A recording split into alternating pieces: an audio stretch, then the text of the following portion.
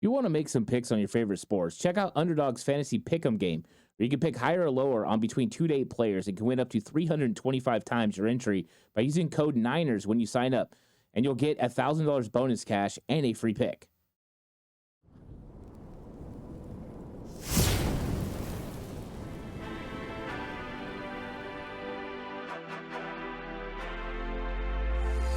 From the alley-oops at Kezar to the glory days at the stick.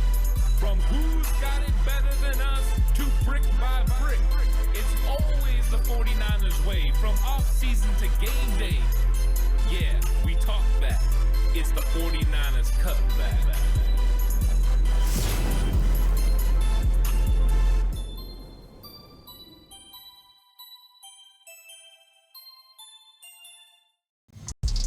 It's 49ers Cutback podcast time. Welcome to the show, everyone. I'm going to tackle building the 49ers offseason. And it's more about getting a conversation started, less about exactly what's going to happen. And I'm going to throw out some ideas of what I think could happen and how the 49ers could build a really strong offseason that's going to entail making some difficult cuts, making some difficult changes, and then signing some players that hopefully can help your football team. And the conversation starts with, where do you skimp? There's just no way that you can improve every single position you have in free agency. So you're going to have to make sure that you have positions that you feel at least comfortable enough with players that you've developed, or maybe players you can go get on the cheap to fill those roles until you're able to get in the draft and get somebody that could step in. And the 49ers had a lot of rookies that had to be counted on last season. Whether that was Ricky Pearsall for time when Ayuk and Debo and others were injured, or that was Renardo Green stepping into the starting lineup and getting significant snaps, or Dominic Pooney just being the guy who played all season long at right guard, Malik Mustafa getting the start at safety. There were so many important players from this rookie class, including a guy like Isaac Garendo, who had to step in and get a lot of first team reps at running back, and no one ever saw that coming. You had Christian McCaffrey, Elijah Mitchell, Jordan Mason on the roster. There was no way that you were going to have to count on the young guy, Isaac Garendo, but you did. And because of that, it's kind of changed some of the depth in the running back room and some of the other rooms. Now, when you have conversations, you might be able to move on from a starter in certain positions. You're not moving on from Christian McCaffrey, so we don't want to talk about that. But those are the types of conversations the 49ers have been having inside the front office, determining, hey, can we spend here and get better? How will that affect us here? Because, yeah, a lot of people have been saying, let's go get Drew Dahlman. Let's go get that big-time center, plug and play, and let's put him, in the middle, and he will change this offensive line. And you know what? Anyone that's saying that, they're not wrong. Drew Dahlman would do that. I think Ryan Kelly from the Colts would do that as well. You plug and play, you improve your offensive line, and yeah, it makes you better. But with that signing, because the news coming out today that I saw was that Drew Dahlman could be getting as much as $20 million per season. If Drew Dahlman's going to go get $20 million on the open market, yeah, you could still go get him. The 49ers can afford that. But what do you give up along the way? Do you give up Talanoa Hufanga? Do you give up Dre Greenlaw? And maybe some people are already inclined to say, you know what? Greenlaw is probably not coming back. Hufanga is probably not coming back. Well, one way to ensure that they won't is by not having the money to pay them. So we're going to go through this free agency process, who they're going to re-sign, who they can extend, who they can restructure to free up money. And that's just the first part, to get through free agency and to sign their draft picks. But I also want to talk about some of the free agents that are going to be available that the 49ers could target. And I'm going to try to hone it down to either the guy that I would target if I was the 49ers, or a couple of guys, and let you guys kind of entertain that in the comment section, because some of it's going to depend on money here and money there. And then I'm also going to talk about the draft, because what is revealed in our free agency plan and our plan as far as bringing our players back is going to decide what players we end up targeting in the draft, because then all of a sudden the things we need are going to change. Some things are going to go up, some things are going to go down.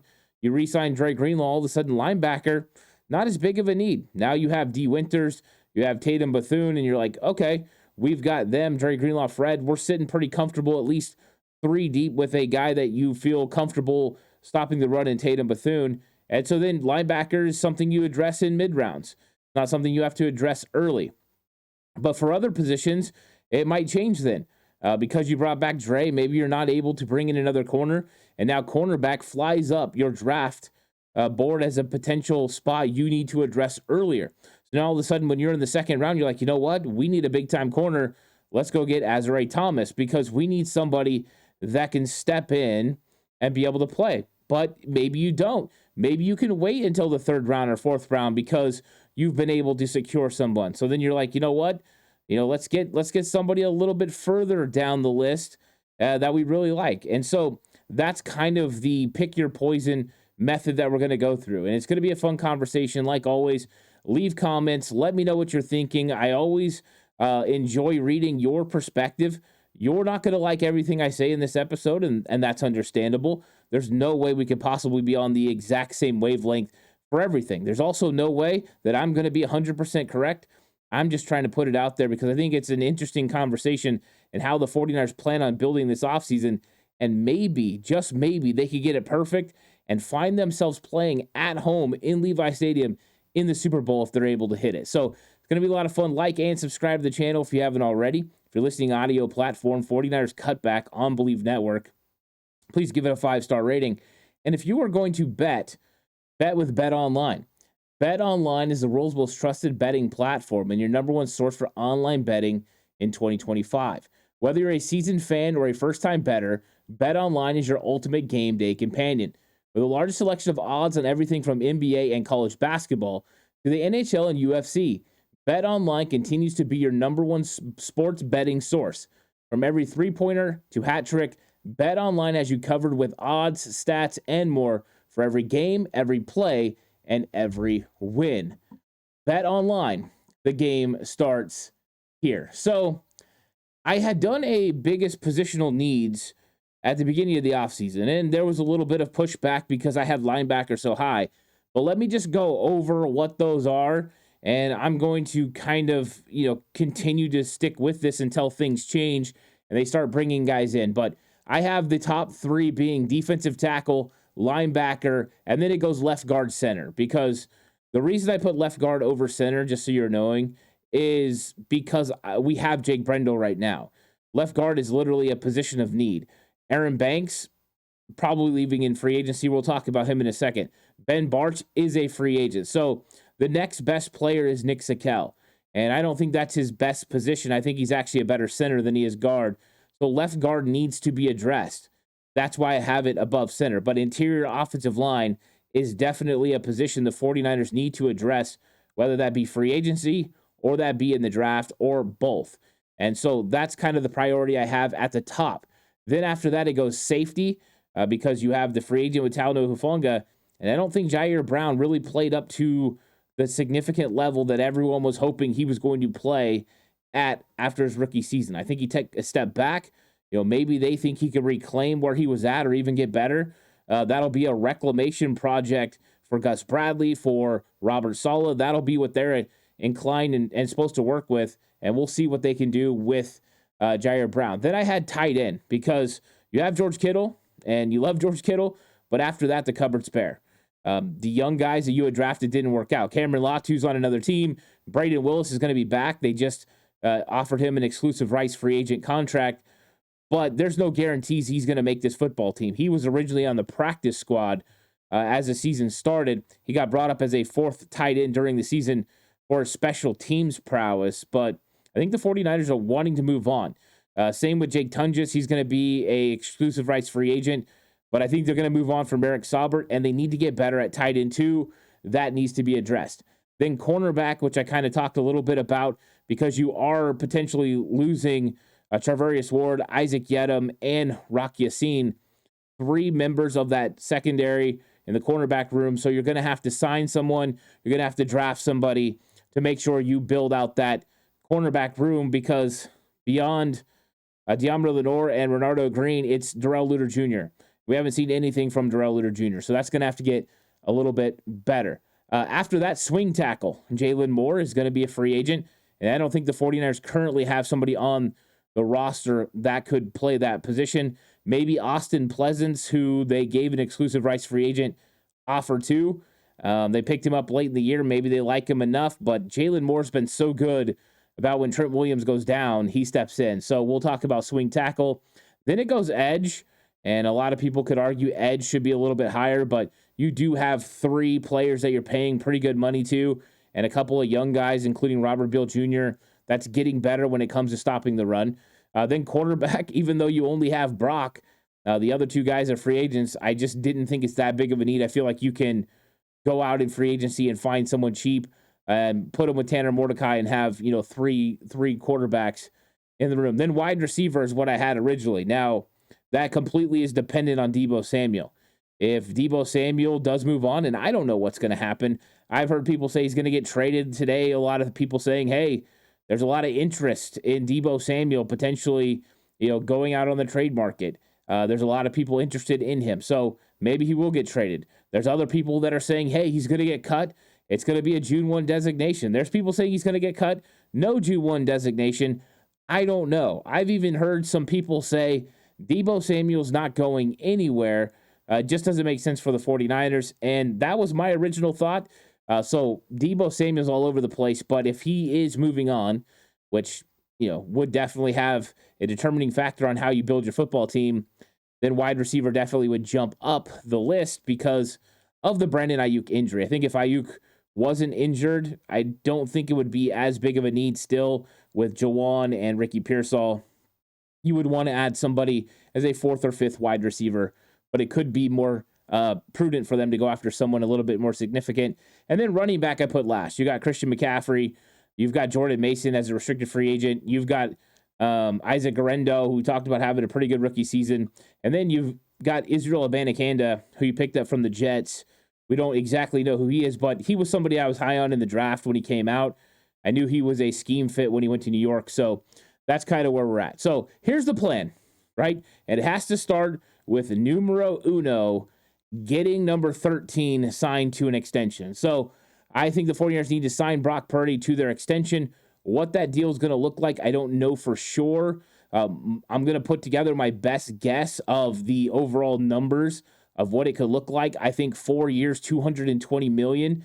I don't know how that's going to be completely mapped out, the structure of the deal, the guaranteed money. There's no way to know that.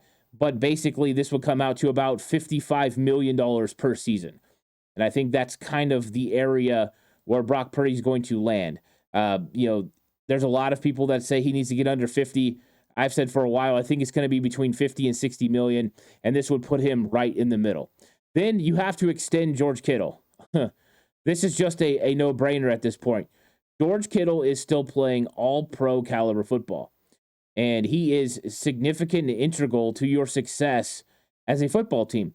The way he blocks, the way he makes catches, the way he can inspire the team to get first downs, to break tackles, George Kittle can absolutely do it all. He's a tremendous locker room leader. He's everything you want from a homegrown talent that you've invested a lot of years into. They're going to extend George Kittle. They're not going to let him go into this season in a lame duck season. And we already seen what happened when the 49ers lost Charlie Warner. There's no way that this run game could survive with George Kittle not out there. And I know he's not a free agent. Don't get me wrong. But it's time to lock him up and make sure he's going to be in San Francisco for the rest of his career. And this deal could actually save the 49ers a significant amount of salary cap space that they could apply to bringing in some players to help him on the offensive side of the ball, or even help him get the ball back by adding someone on defense. So getting George Kittle's deal done is important. And he's already said that his team has been in contact with the 49ers about negotiating a new deal. So it seems like they're trying to get this done sooner rather than later. And financially, that makes sense for the 49ers. Next up is restructuring Fred Warner. You want to have a chance of re-signing Drake Greenlaw. One of the ways to do it is freeing up money by restructuring Fred Warner's contract. You don't have to worry about Fred Warner being in San Francisco. They want him here probably for the rest of his career as well. So restructuring him and extending George Kittle will save the 49ers around $23 million in cap space. So if you heard, the salary cap has jumped another $22 million, and there is an opportunity for the 49ers to have over $50 million in cap space heading into the 2025 offseason. Now, when you throw on top of that the $23 million that was just generated by the George Kittle extension and the restructure of Fred Warner, you have over $70 million in cap space. Now, you don't go out with the intention on selling and using all of that cap space this season. You're not going to go out and sign everyone to those contracts, but what it does allow you to do is sign players that you need to sign, have the flexibility to sign your draft picks, all the while still doing what you do best, backloading contracts and using the restructure method to roll over money. So the 49ers can be big-time players in free agency. They can still sign the guys that they want to sign and still have money left over to be able to go through your operational costs during the season. Make sure if you need money for signing other players or doing procedural things, including maybe making a midseason trade, you have to have the money available to do that. And the 49ers have done a really good job about that. Every single time you almost get to the season starting, they restructure some more contracts so that money can roll over to the next season. It has been a proven method for the 49ers so far. So that's how you get the money that you need. And with over $70 million in cap space generated by these moves, you can now go out and make some moves. And I think it starts with bringing Dre Greenlaw back. And so you did your due diligence. You got in your quarterback. You restructured Fred. You re-signed George Kittle to an extension. And now you bring Dre Greenlaw back. And this is with the assumption that Dre Greenlaw wants to come back, right? There's some reports, Matt Barrows, put it out there that he wants to run his own shop. If that's the case, well, I don't know if he'll come back. But I'm going under the assumption that the 49ers are willing to bring him back and he wants to come back. And if that's the case, he wants to play with Fred. Him and Fred are really good friends. He wants to, play under Robert Saleh again. He thinks that there's a chance for the 49ers to win the Super Bowl. Well, then Dre Greenlaw comes back. Now, what's that contract going to look like? 1 year, $10 million, 1 year, $12 million. I think that's realistic. Maybe the 49ers do a 2-year deal, but the second year is completely, void. So he could go ahead and address free agency in the next year, but it gives them flexibility financially. That would make a lot of sense. But I think when you look at holes on defense, Dre Greenlaw is one of those positions at will linebacker that the 49ers don't really have a answer for. I think that when you look at linebacker, yes, they've got D. Winters, and I think D. Winters is great in coverage. When you're talking about a will linebacker in the nickel, he does phenomenal. That's one of the places he's great. The problem is he doesn't stop the run as good as I think they were hoping he was going to yet. Doesn't mean he's not done developing. He's still a young dude. He's got a lot of instincts and a lot of skills, but I think they need to stick with Dre Greenlaw right now, especially while they're trying to win a Super Bowl with this current team and the current makeup of this football team.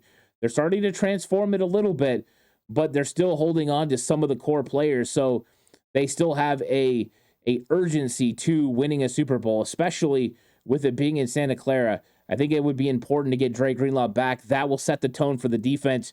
You can't have all gas, no brakes without the crazy driver at the seat in Dre Greenlaw. So I think they bring Dre Greenlaw back.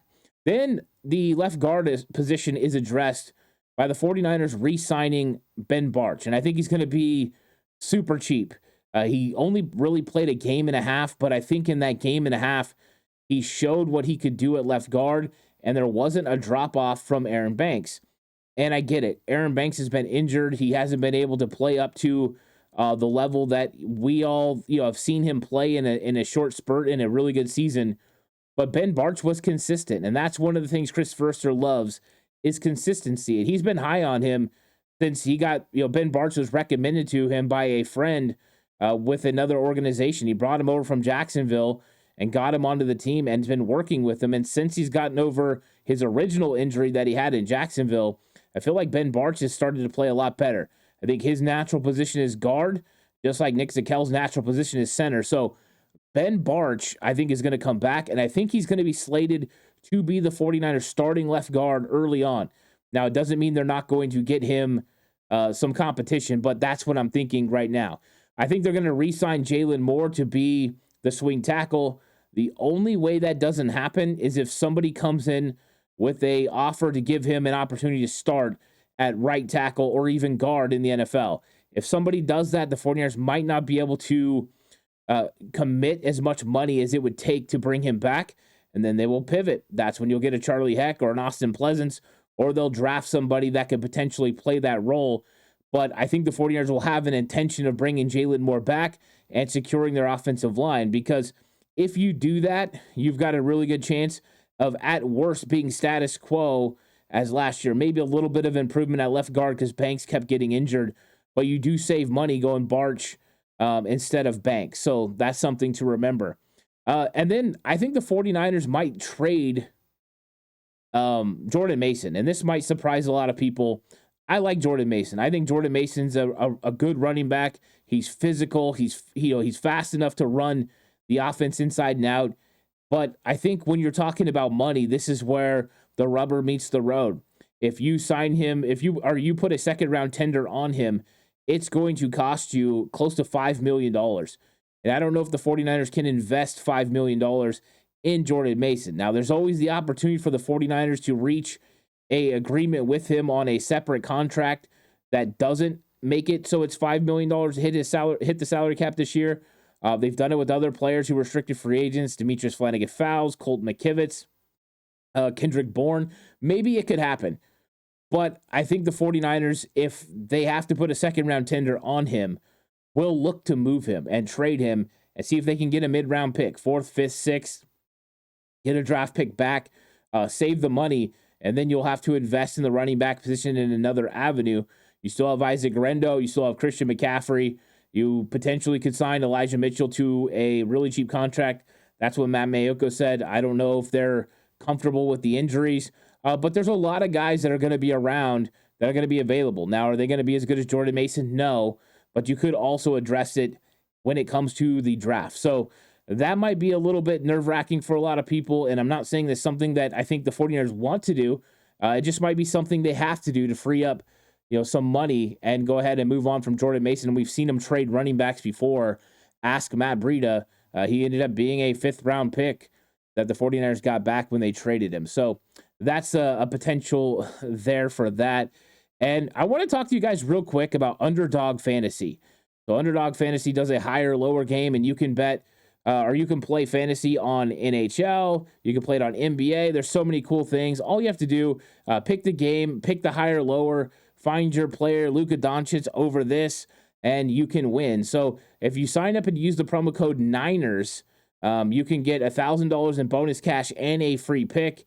So do that. Use the link in the description, download Underdog Fantasy, and play their higher, lower game so you can win. So you can win big and have a lot of fun playing using the promo code Niners. So back to the offseason plan, because now we're going to get into free agents that could potentially be available. And I'm going to start at center because everyone's been talking about Drew Dalman.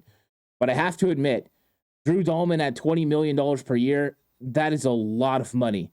I think that if Drew Dalman was a lot closer to 12 to 15, that this could be a serious consideration.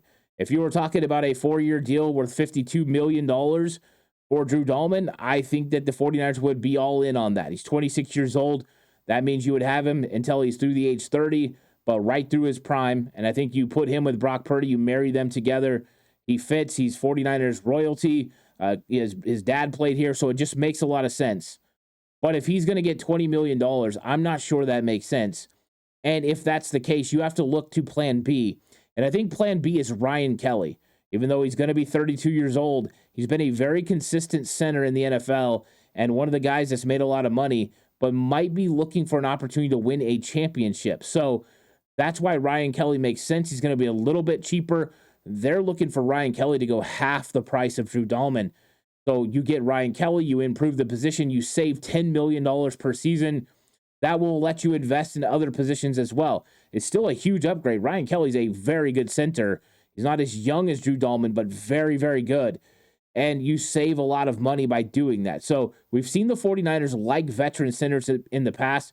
Weston Richburg, right? Alex Mack. So that wouldn't be shocking to see them go Ryan Kelly. So when you hear people talking Drew Dalman, yes, would make a lot of sense. But the truth is, at a number like $20 million per season, somebody like Ryan Kelly might make more sense. So in this case, I'm going to go with Ryan Kelly to be the 49ers' new center in the offseason plan that I'm putting together and not Drew Dalman. And I know that's disappointing because I wanted Drew Dalman too, but I think financially it just makes sense. The same way I didn't want to trade Jordan Mason, I don't really want to not have Drew Dalman, but Ryan Kelly can handle the bill, and I'm going with him. Also, because we have to make a couple of changes, I had to let you guys know that I let Talanoa Hufanga go. Aaron Banks, Tashawn Gibson, Rocky Sean, Chris Conley, Kevin Givens, Charlie Heck, Eric Saubert, Nick McLeod, Josh Dobbs. I traded Jordan Mason, Khalil Davis, Patrick Taylor. Those guys are all gone. And because of that, we got to make some moves. And the hardest thing to do, just to be clear, the hardest thing to do is move on from Talanoa Hufanga. When you're talking about a locker room guy, he's one of the best. But I think, once again, financially, what's his money going to look like?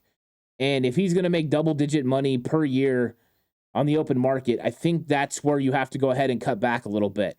And you were hoping you were going to be able to invest in young guys who's going to work out. You looks like you hit on one with Malik, but not so much yet with Jair. Maybe Jair could step it up and change. But I do have the 49ers addressing safety in the free agency. And I got him going after Julian Blackmon. So Julian Blackmon came in and talked to the 49ers last year and nearly signed with the 49ers, but then elected to go back to the Indianapolis Colts because the 49ers had a plan for Hufanga to come back and step into that role, and they weren't willing to move off of Jair Brown. They were optimistic about how well he was going to play. So 49ers and Julian Blackmon couldn't come to an agreement. Blackmon goes back to the Colts, and you know who he plays for? Gus Bradley. Well, now Gus Bradley's in San Francisco with Robert Saleh, so he's going to have a clear picture of who Julian Blackmon is. And if you just go look at Julian Blackmon's PFF scores, he had a really good season. It would have been number one amongst all 49ers safeties. So he outperformed all the 49ers safeties. That's why he's a good option and a cheaper option as far as what it looks like, according to Spotrac and others who are projecting the salaries. He was going to make less money than Talanoa Hufanga. So you're talking a $3-4 million per year savings, which is significant because you can add other players. That's why it was so significant with Jordan Mason. You're in a conundrum. You don't want to lose the player, but you could save $4 or $5 million, add it to another position where you can impact a starter. And I think this is one Julian Blackmon will play well. He'll allow the 49ers to address another safety in the draft, and then potentially that guy could step into a starting role eventually. So I skimped a little bit there. So we know we didn't get the number one center that we wanted, but we got a really good one, an upgrade. We didn't get Talanoa Hufanga back, but we got a really sufficient safety to play the safety position and save a little money there because we want to do things like this. The next up, sign DJ Jones.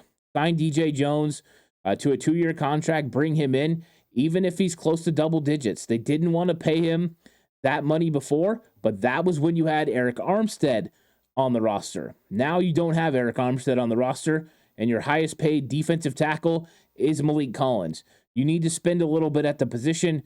I don't think you're going out to sign multiple defensive tackles with the strength of the NFL draft, but bring in a DJ Jones and make sure you have a starter next to Malik Collins that can allow you to integrate rookies into your rotation is important. Because I think the 49ers have one good rotational piece right now with Jordan Elliott, but I think after that, you have question marks. Kalia Davis, I don't know if he's really panned out. He didn't show enough last year. You look at Evan Anderson, he's a 2-down defensive tackle. He can't rush the passer.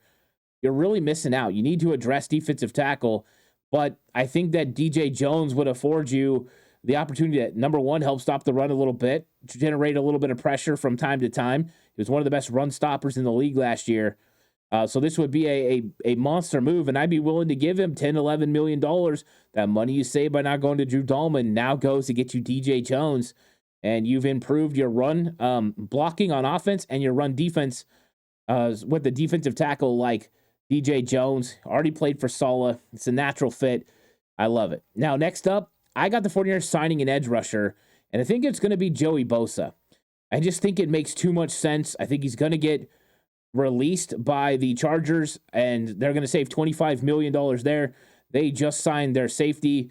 They're making some money moves now. They're going to eventually move on from Bosa, and I think this is the opportune time for the 49ers to strike on getting the premier weapon next to Nick Bosa. And I know what a lot of people are going to say. He's too injured. We don't want it. And I understand that. But part of the reason that it makes sense is because he hasn't had a big season recently. Because of his production and his injury history, he's going to be cheap. And the 49ers need cheap right now. They can't go out and get the number one biggest guys and spend a lot of money, especially in free agency. So you go ahead, you pick up Joey Bosa. He comes in for a friendly discount so he can play with his brother. And you can say, hey, because of production, this is where we see you at. So the numbers make sense. And I think in that case, there's a lot of enticing things there between Nick Bosa being there and also 49ers saying, hey, look, you sign a 2-year deal and we're gonna spread this money out. But if you play well, we'll talk to you about an extension and we'll give you a raise. I think is perfectly possible for the 49ers to do.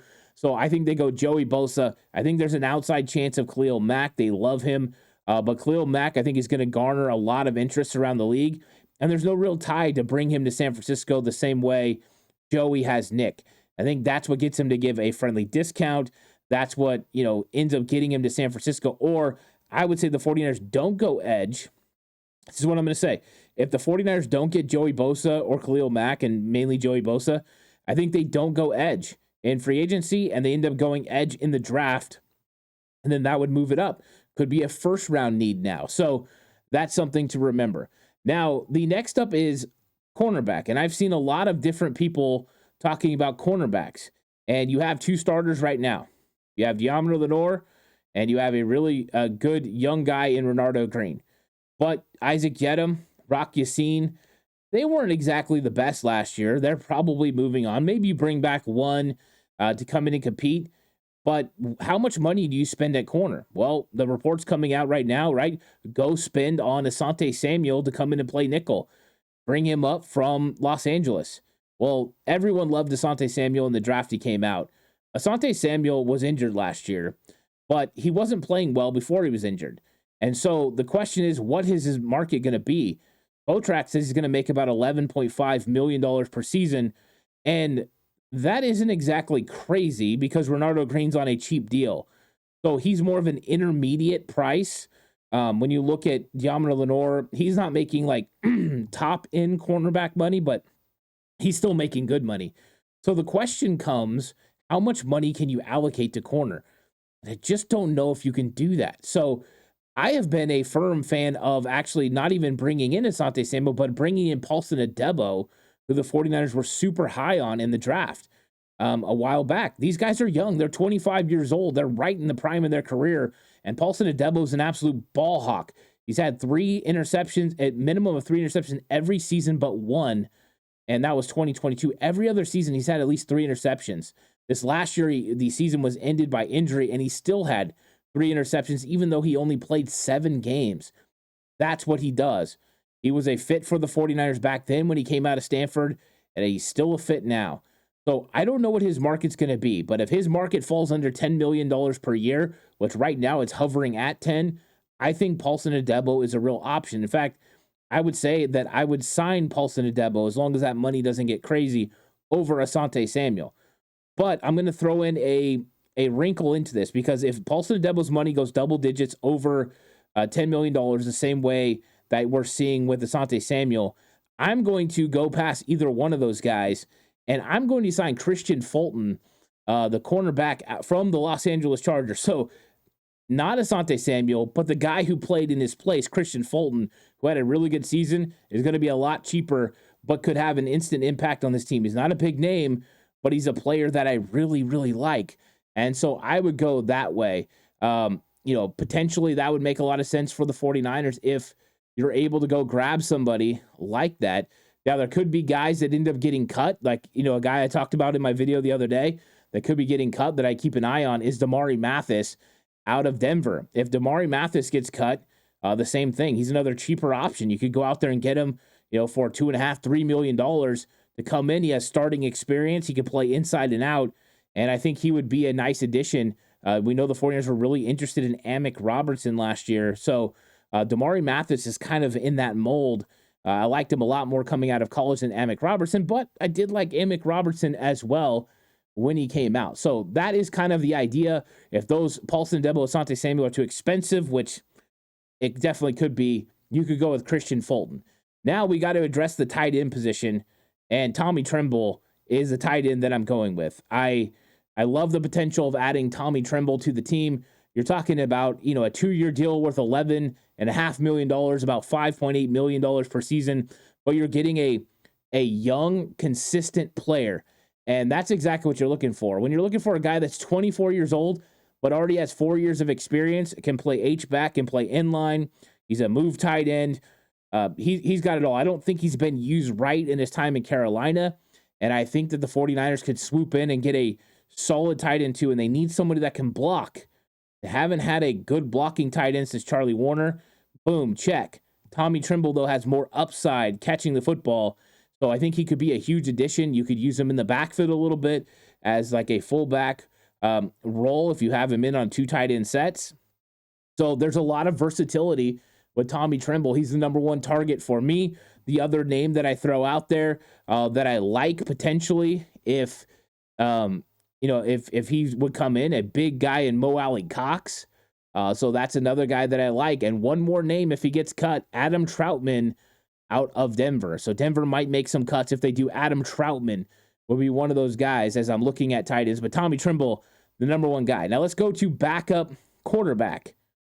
And I would go after Joe Flacco. And, I've kind of been convinced of this because going after the regular season, I was all in on the 49ers going after Zach Wilson. To me, Zach Wilson's a young gun who could come in, learn this offense. I think Kyle has always liked Zach Wilson. The ball explodes from his hands. Now, we know he didn't do well in New York, but we heard that he did some good things in Denver, that they really liked him there. So potentially he could come in, and I think that he would be a guy that could be a reclamation project the same way it was with Sam Darnold. So I kind of like that idea. But I love the fact that Joe Flacco could win you football games. The one thing that scares me about Flacco, he's been in a lot of playoff games. He's won a Super Bowl. You need him to win you a couple games is great. The only thing that scares me about him is lack of mobility with an offensive line like the 49ers, where Brock Purdy has to move a lot, and he creates opportunities for that offensive line to not give up as many sacks. So having a mobile quarterback might benefit the 49ers. But a couple years ago, the 49ers entertained the thought of bringing Joe Flacco in, which means Kyle had interest in it. I think he will this time. And Flacco's not exactly the most expensive player that's going to be out there. His market value 1 year, $3.2 million. That's pretty much in line with what Joshua Dobbs was. So you're not overspending at the position. And maybe you could get Flacco and Zach Wilson. Who knows? But that would be a good signing, and that would allow you to move on from Josh Dobbs, Brandon Allen, and really address your offense when it comes to quarterback. So then when you get to the draft, now that we've went through free agency and we've been able to target several positions, things aren't as serious, right? If you're getting Joey Bosa, you don't have to go edge rusher at all. So that takes edge off the board, which means in the first round, you're either drafting offensive line, which you don't have to have, but you could bring somebody to compete with Ben Barch, might be a good role. And you're drafting interior defensive line. Then you're drafting a safety to come in and compete with the back end and push Jair Brown, which, you could go get one of those guys like Andrew Makuba, Nick Emenwari. There's some other guys in this draft too that are pretty good, but those are the names that, are right off the top of my head. Then you go after cornerback depth. You get a guy like Azare Thomas. There's some guys in this draft that I really like when it comes to playing cornerback. And, I seen a guy like Will Johnson get put in the 49ers first round pick. I don't think that's going to happen. But another name to chew on in probably the late 3rd, early 4th, Quincy Riley out of Louisville. I like him a lot. I'm going to eventually do a breakdown on him. But you could address cornerback later in this draft. And then, of course, linebacker for depth. And there's plenty of guys that just did a video this week. So that's the idea of building the offseason. It's going to be tough, and you're going to have to make some hard decisions. And you might have to move on from some players and not be able to sign some of all the high-priced guys that we want. You have to kind of give and take. And so that's what I was trying to illustrate. But let me know which policy you would go with. When I gave you multiple options, let me know who you would go with. I kind of tried to go, with my options and I would decide, Ryan Kelly over Drew Dahlman, Julian Blackmon over Talanoa Hufanga because of money. I went with DJ Jones, Joey Bosa over Khalil Mack. I went Paulson Adebo over Asante Samuel, but if he's too rich, Christian Fulton, Tommy Trimble at tight end, and Joe Flacco at quarterback. But I like Zach Wilson in that opportunity as well. So, let me know what you guys think about this offseason plan and what you would do to kind of change it up, put guys in different departments. I think it's all about conversation, and that's what really what I want to do. But I'm just trying to give a different perspective on, hey, I'd love to sign all the big time guys. We can't sign all those guys. What about other options? So this is the plan. Building the 49ers offseason.